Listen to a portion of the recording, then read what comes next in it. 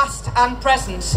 And we're here to honour the women who got the partial vote 100 years ago, to thank them for everything they did, all that they went through, and then to thank the people now who are still fighting for gender rights, and in particular the people whose voices have been marginalised, less heard, but today everybody's voices must be equal, and that we will get the rights that have not yet been earned. The girls and women who couldn't be here, not just because of the geography, but because their lives have been held in bay, their potential held back, because of violence of thought, violence of action. And we're here to protest about the idea that while women are seen to have a lesser story, then their rights are seen to be less significant. And that has to change. And everybody marching today is here to make that change. We have to have an end to violence against women.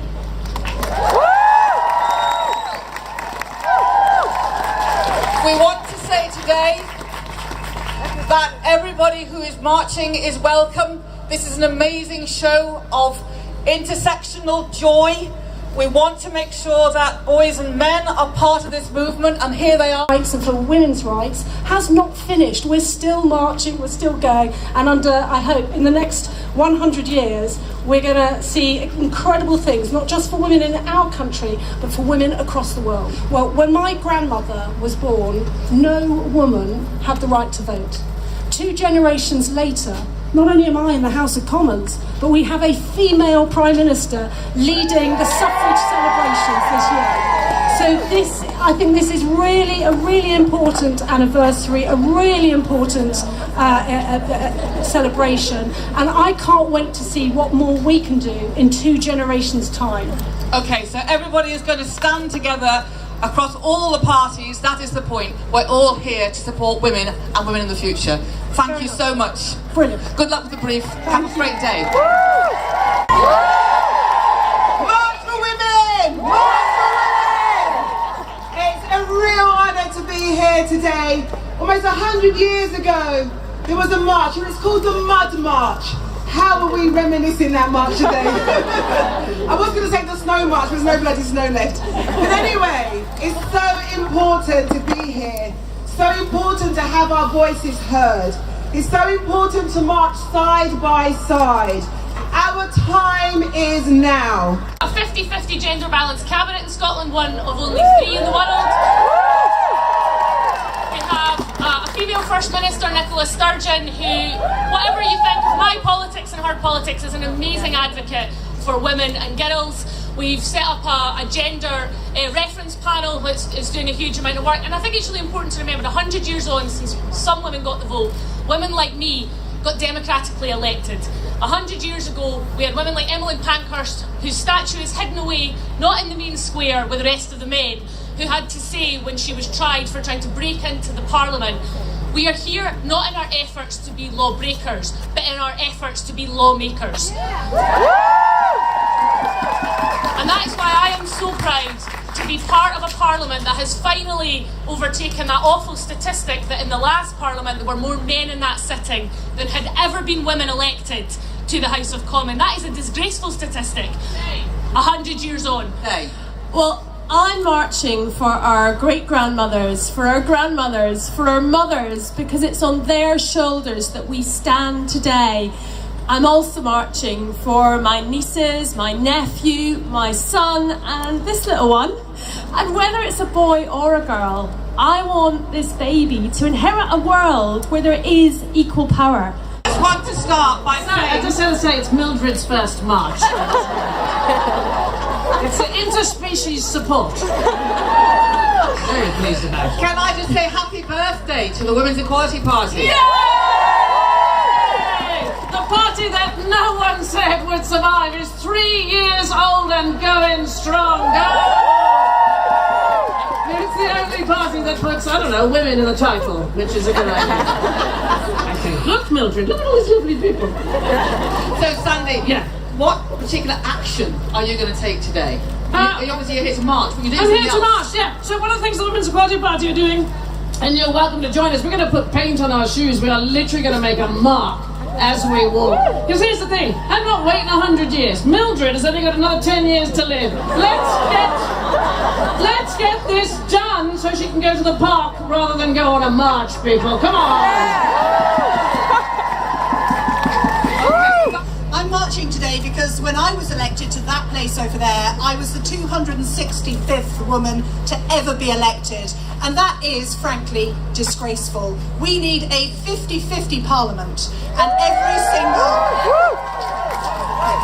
every single woman MP who is here today is campaigning to make sure we can get more women on board, more women sitting on the green benches. And the way we can do that is by asking her to stand. So every single person here today should be thinking about how they could get somebody to stand for Parliament, how they could ask somebody to stand, so that at the next election in 2022, we have 50% of our parliamentarians as women. Hello, March for Women! Yeah, so it's wonderful to hear Maria talking about 50-50. There is a formal campaign called 50-50 Parliament, which I'm here on behalf of. You'll see us all around, come and chat to us. Now, we want equal seats and equal say. We have been called the modern day suffragettes, but I guess that goes for everyone here, right? We do have the vote, but we do not yet have equal representation. It's 2018, but in that place there, men outnumber women by more than 2 to 1. Is that good enough? I don't think so. The statistics show the sexism. Now we, 50-50 Parliament, are putting pressure on those in power to tackle the barriers and to facilitate a more inclusive and accessible democracy for everyone. If you think men and women should run the country and plan the future together equally, then join us. This matters because representation shapes policy. Tax on tampons is the tip of the iceberg. Now, of course, men can represent women, but studies show that they're much more likely to do so when there are women around. Good afternoon, and I will not be waiting for another 100 years, you can be sure. It is a pleasure and a privilege to be with you on this historical day. I would first like to thank Helen Pankhurst and Care for inviting me to give the rallying call to the 2018 March for Women. It's wonderful to see that you have defied the call to be here. I am bloody freezing. 100 years ago, the courage and unwavering commitment of the suffragette won some women the right to vote. We are here today to retrace the steps of that historic march from Parliament to Trafalgar Square. We are also here to honor those who continue to die, who continue to suffer and struggle for women's rights all over the world. The suffragettes were killed, brutalized, arrested, force-fed, but their unflinching resolve remained unbroken throughout their struggle. They refused to accept that they were inferior to men in the eyes of the law. And I hope that everyone in this place understand that we are not inferior in front of the law or in any other way to men. And let me be clear right away. Our struggle is not against men. We cannot achieve gender equality without you guys. But we need you with us. But we had enough of being raped. We had enough of sexual assault.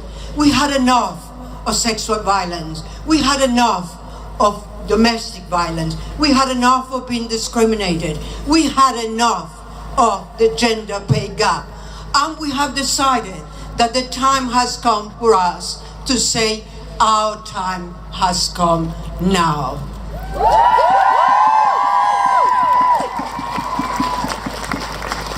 You know, year after year, I have come in this march to say we must embark upon a non-violence revolution. We must stand up and fight for our rights. And then, every time that I looked at the statistics when I had to prepare my speech, I was outraged I was disappointed, and I couldn't believe that it wasn't possible. But this year and last year, we have seen some change.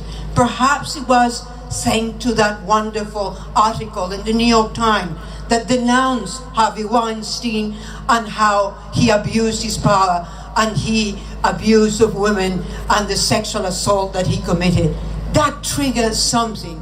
The Me Too movement that make women stand up and speak out and denounce those men who have taken advantage of their position, of their power. And we saw as well the time is up. And we saw how women have used social media to make their voices be heard. And I saw for the first time that women's voices are being heard. And we will be heard from now on, just like the suffragette did it. We will be heard. And we will achieve, and we will close the gender pay gap. And we will achieve an end to violence against women. We demand governments, these governments and governments throughout the world, to set and to put in place the legal mechanism so that we can stop violence against women, sexual violence and rape. My dears, I want to read you some small statistics so that you know that although we have made some great gains, we're still a long way to go. 113 women were killed by men in the UK in 2016, according to the most recent femicide report. Around 510,000 women were raped in the UK last year, according to the Office of National Statistics. Do you think that's right? That 500,000 women were raped in this woman? But worse, the number of convictions was only 5,190. Today, a journalist said to me, "But don't you think that there will be a backlash from men because they think that we are fighting against them?" No, we are not fighting against you. We're not fighting against the men that love us, the men that we love, our children, our father, our grandfathers, our brother. No, we are not. We are fighting against those men that want to rape us, that want to sexual assault us, that want to belittle us, that won't listen to us. Those are the men that we are fighting against, and I hope that you are fighting too.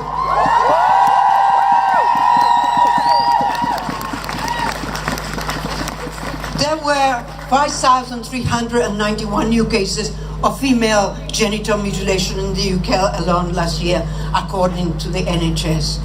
And that cannot be accepted. 1.2 million women were victims of domestic violence. But those numbers will change.